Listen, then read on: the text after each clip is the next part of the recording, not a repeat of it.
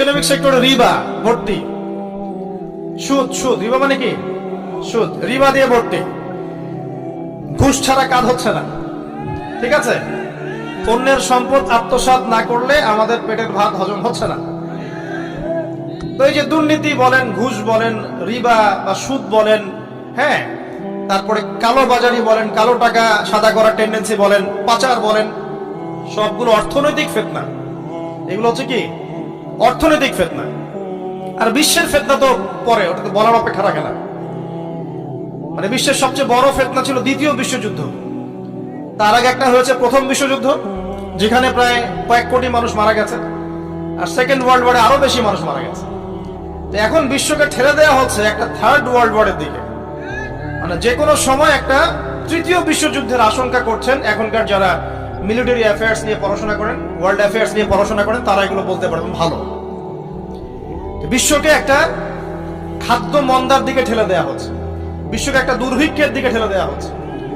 এবং মহামারীর মধ্য দিয়ে অলরেডি কিন্তু আমাদের বিভিন্ন দেশের ইকোনমিক অবস্থা ভালো না।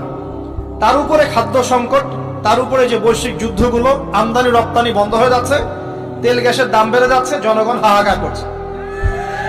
এই পলিটিক্যাল গ্লোবাল অ্যাফেয়ার্স এর ফিতনা এগুলা।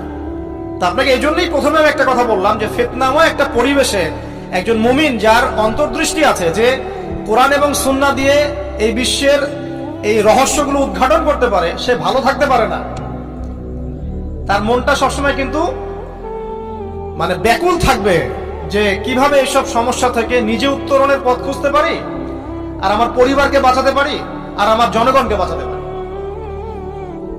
আর যদি আপনি আত্মকেন্দ্রিক হন, স্বার্থপর হন, তাহলে নিজের চটকায় তেল দিবেন, নিজে ভালো থাকলেই পাবেন না।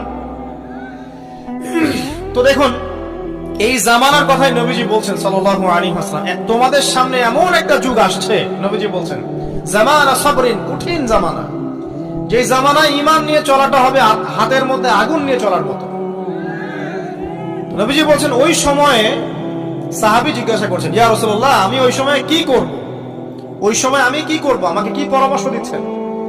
নবী সাল্লাল্লাহু আলাইহি ওয়াসাল্লাম বলছেন, হে আমর ইবনে আস, তুমি ওই সময় বাড়িতে অবস্থান করো, বাসায় থাকো, বিনা প্রয়োজনে বাড়ির বাইরে এসো না। ওই সময় তুমি নিজের পাপের জন্য আল্লাহর কাছে ক্রন্দন করতে থাকো, বিনা প্রয়োজনে বাড়ির থেকে বের হয়েও না। আর মানুষের সাথে এত বেশি মেলামেশা করো না। নিজে তোমার আমল, তোমার গুনাহ নিয়ে ব্যস্ত থাকো, তোমার পাপের জন্য আল্লাহর কাছে কান্নাকাটি করো, ইনশাআল্লাহ তুমি নাজাত পেয়ে যাবে। এটা একটা অপশন। ফিতনাময় পরিবেশে আপনি কিভাবে বাঁচবেন, এটা একটা অপশন।